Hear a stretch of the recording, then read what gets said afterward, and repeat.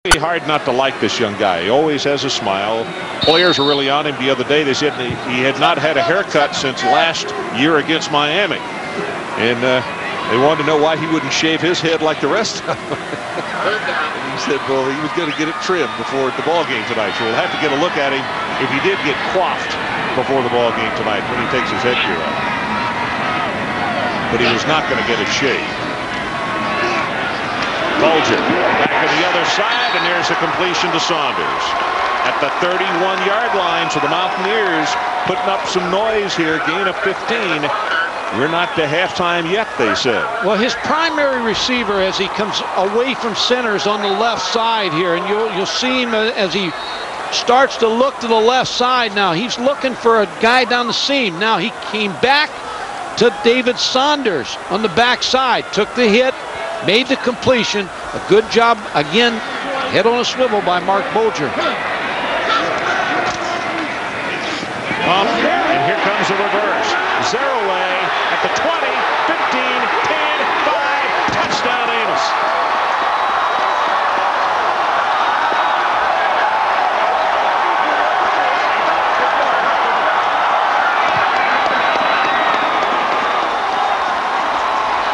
Well, as we mentioned, he's never really killed Syracuse. In fact, he has not had good games, but he has had injuries the first two times. But tonight he's healthy, Mike. What set this up, Ron? It was a Statue of Liberty play. The old Statue of Liberty. Mark Bulger went back to pass. The linebackers took their eye off of the ball, started to drop in coverage, and then Amos Zeraway got the football. Extra point is good, and with 1:32 showing on the clock until halftime, West Virginia comes back on top. There's the Statue of Liberty, just fakes the pump, gives the ball to Amos Zeraway, picks up some good blocking ahead of him. Pukinis. Anthony Green, the fullback, and Brian Pukinis, number 61, for the touchdown.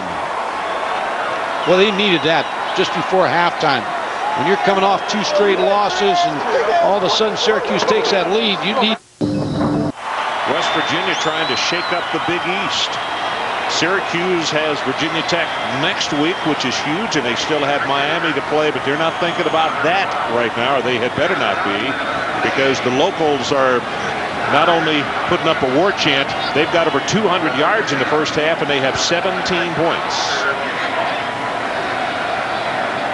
Not only was it good play, it was well executed. Well executed, got some separations with the linebackers. Olger to kick it off for West Virginia.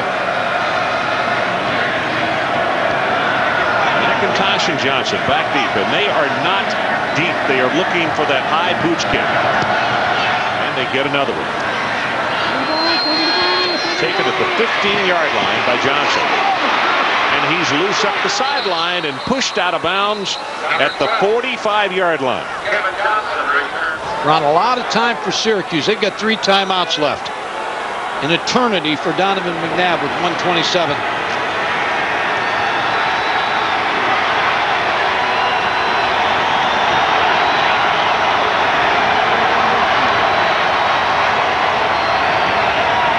McNabb rolls the pocket, sets, zings the pass, got it, completed.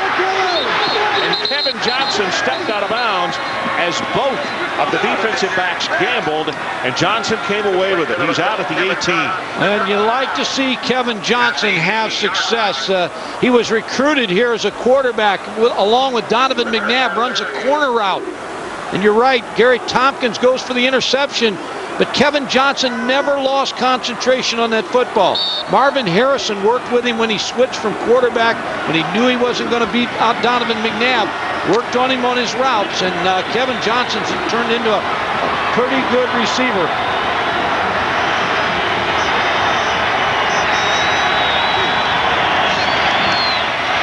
Big opening. McIntosh bounces it to the outside at the 10. He's at the 5. And Charles Fisher saved a touchdown. Good heavens, there's still 1 minute and 11 seconds left. It was an eternity, but I didn't think they'd score this fast. Syracuse, just with the speed again by Kyle McIntosh, shows you some quicks getting outside of Gary Tompkins. Charles Fisher knocked him out of bounds, but Syracuse in business. First and goal. The ball is 2.5 yards away. D. Brown, Sedano, and Conrad sending that wishbone.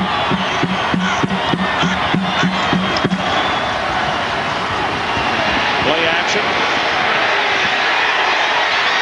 McNabb's going to hold on and he'll be sacked. Ryan Brady, a junior out of Huntington, New York, got him, number 43. Ron, the primary receiver on that play was going to be Rob Conrad, but also watch the tight end, what he does here, Brominski. He'll block, and now he releases the other side, but he got knocked a little bit. He got banged a little bit. He came open late, but Donovan McNabb was too far outside. The tight end was the second choice. Couldn't get back to him. Wide open. Yeah, Donovan had more than he could say grace over there on the sideline. He couldn't look back at Brominski. He was running for his life. 1:03 until halftime. Got him over the middle. Touchdown, Kevin Johnson.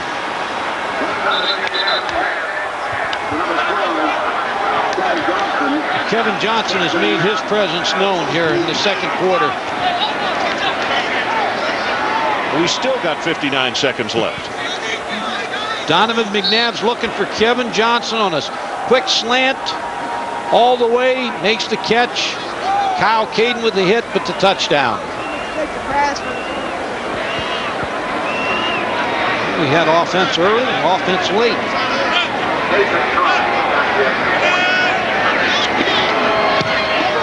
Trout with the extra point, splits them. And again, Syracuse goes back on top, this time 21-17. We'll take a break. 59 seconds until intermission. Love y'all! About 20 degrees out, it's cold. Well, that's right, it is cold, but Kevin is warm right now, and so is the passing game, which was a little lethargic getting started tonight, but they really put it to great use. And in fact, the catch that he made with the defensive back gambling, Mike, it's one of those things where you can't tell a kid not to be aggressive, but at that stage of the football game, you're a lot better off not to gamble, to make sure that, you know, at least he doesn't take it for a score, which he almost did. Don't feast or famine, you're right. It'll be picked up at the 25-yard line and a return of about 4 yards, as they wanted to make sure that Zeraway did not duplicate what he did just a moment ago. McIntyre picked it up and put it safely away. So now West Virginia with 54 seconds to work with, and they're trailing again by 4.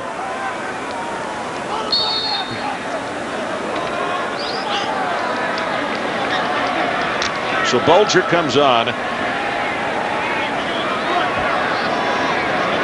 Don Nalen said it, so did his coaches. They thought they were going to have to score 40 points to win this football game tonight. And I'll tell you what, if the second half is like the first half, I think they're right. Zeraway, boy, is a marked man.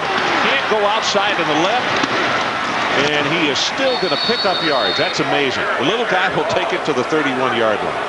Holds defensively. Well, his role model, his idol is Barry Sanders, and he runs the same way. Now, he said in an interview with Adrian Karsten the other day, he says, I can't do the things that Barry Sanders does, but I try to mimic him a little bit in my running style.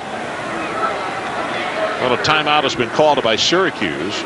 29 seconds left on the clock. Amos has got, I don't know how many tapes now of Sanders, but he keeps them at his apartment, and he watches them. And one of the things that he really prides himself on, he's not a real tall guy, obviously. They say 5'8", I'm not sure about that, but he is physically, he is in awfully good shape. Yeah, he's strong, Ron. When you look at his chest, I mean, when we were out eating with him the other day, and Adrian Karsten out-ate them all, but all 7 ball players. But the whole team. Amos Zeraway is strong in the upper body, and there is talk that he may come out after his junior year, but he hasn't decided. Yeah, I think he does. He needs to stay healthy 1 year and put together some numbers here at West Virginia. But he really is a fine running back. But I do believe he's best to stay here. Adrian, defend yourself. Well, it was a special treat for all of us as I enjoyed my small salad and crackers down there at the end with Gottfried.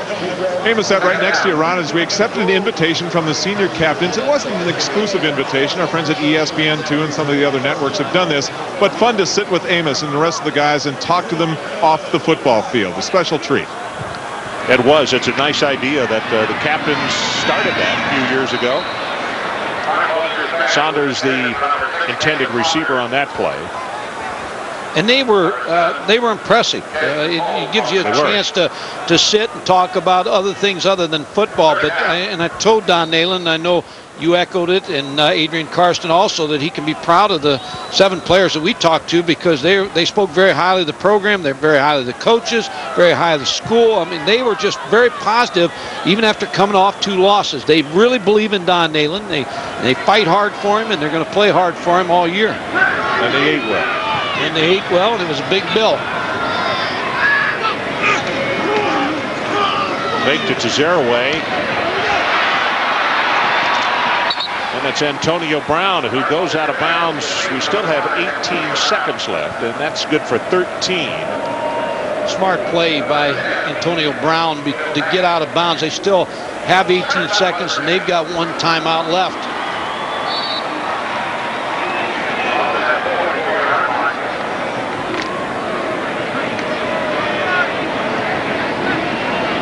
Well, should they get into a situation of getting it close enough to go for the field goal, Taylor's longest is 52. They still got a distance to pick up here. Bulger going to go on top. And Syracuse in the prevent defense, it's picked off, but it was intercepted out of bounds. Ian McIntosh, I believe, number 2. Playing very deep, not letting anything get behind him.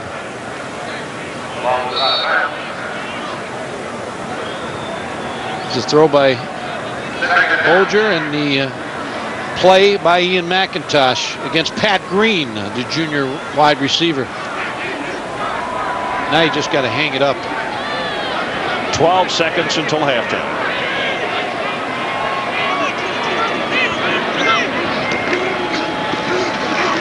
Bulger deep over the middle, threw it behind him.